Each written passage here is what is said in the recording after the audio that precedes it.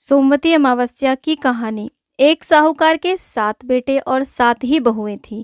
साथ में एक बेटी भी थी।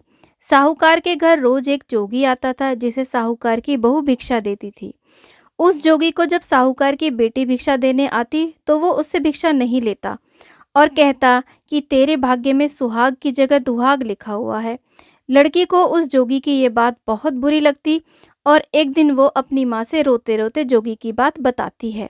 सारी बात सुनकर माँ कहती है कि कल जब जोगी आएगा तब मैं सुनती हूँ कि वो क्या कहता है और क्यों कहता है। अगले दिन फिर जोगी आता है तो साहूकारनी छिपकर बैठ जाती है और लड़की को भिक्षा देने भेजती है। जोगी उससे भिक्षा नहीं लेता और फिर वही बात दोहराता है कि तेरे भाग में सुहाग की बजाय दुहाग लिखा है।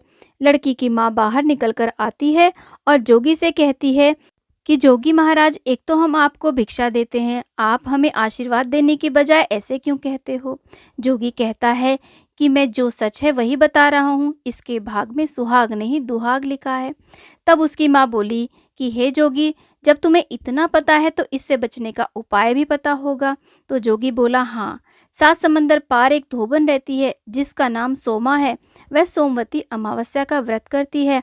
अगर वह आकर इसे अपना सुहाग दे दे तब इसका दुहाग टल सकता है, नहीं तो विवाह के समय सर्प काटने से इसके पति की मृत्यु हो जाएगी। सारी बात सुनकर माँ रोने लगी और सोमा धोबिन की तलाश में निकल गई।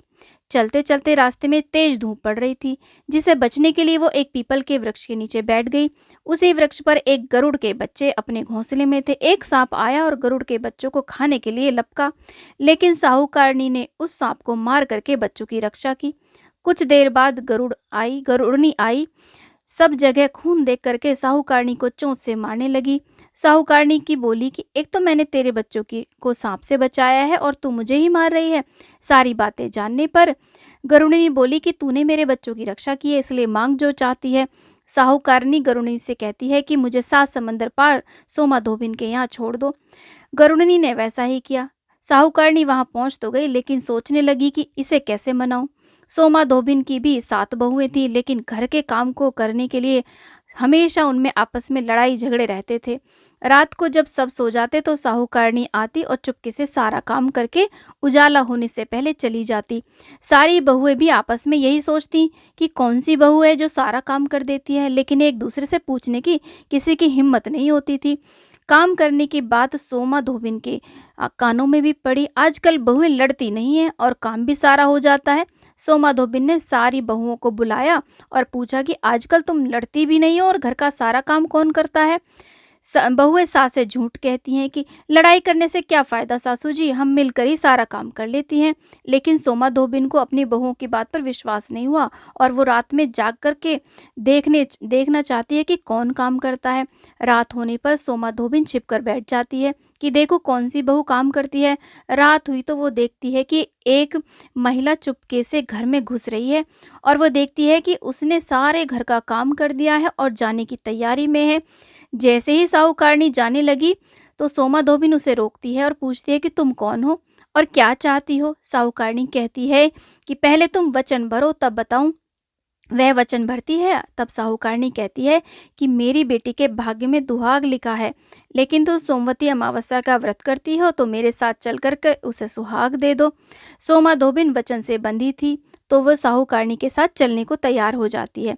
जाते हुए सोमा धोबिन अपने बेटों व बहुओं से कहती है कि मैं इस स्त्री के साथ इसकी बेटी को सुहाग देने जा रही हूँ, लेकिन अगर मेरे पीछे से तुम्हारे पिताजी मर जाएं, उन्हें कुछ हो जाए तो उन्हें तेल के कूप में डाल करके रख देना। धोबिन साहूकारनी के घर पहुंच जाती है। साहूकारनी अपनी बेटी का विवाह करती है तो फेरों के समय सोमा धोबिन कच्चा करवा, दूध और तार लेकर के बैठ जाती है। कुछ समय के बाद सांप आया और दूल्हे को डसने लगा तो सोमा धोबिन से करवा आगे कर तार से सांप को बांध दिया और सांप मर गया।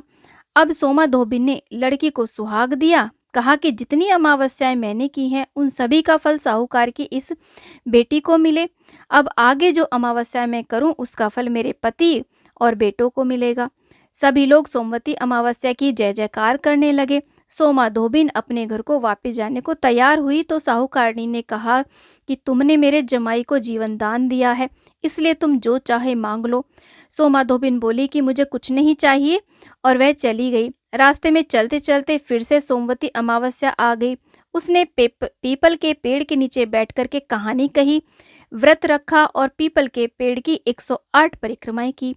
पीपल के पेड़ की पूजा के बाद वो घर जाते ही देखती है कि उसका पति मरा पड़ा है। अब रास्ते में जो सोमवती अमावस्या उसने की थी उसका फल अपने पति को दे दिया, जिसके प्रभाव से वे फिर से जीवित हो गया। सब कहने लगी कि तूने ऐसा क्या किया जो तेरा पति जिंदा हो गया। वो कहती है कि मैंने तो ऐसा कुछ नहीं किया, बस रास्ते में सोमवती अमावस्या आ गई थी जिसका मैंने व्रत किया, कहानी कही और पीपल के वृक्ष की 108 परिक्रमाएं की। अब सारी नगरी में ढिंढोरा पिटवा दिया गया कि हर कोई सोमवती अमावस्या करेगा, पूजा करेगा, व्रत रखेगा, कहानी कहेगा और पीपल के वृक्ष की 108 बार परिक्रमा करेगा। हे सोमवती अमावस्या, जैसा आपने साहूकार की बेटी का सुहाग दिया वैसे सबको देना। जैसे सोमा धोबिन के पति की रक्षा करी वैसे सबके पतियों की रक्षा करना। घर में अन्न धन के भंडार भरना, घर में सुख समृद्धि करना। जय सोमवती मैया।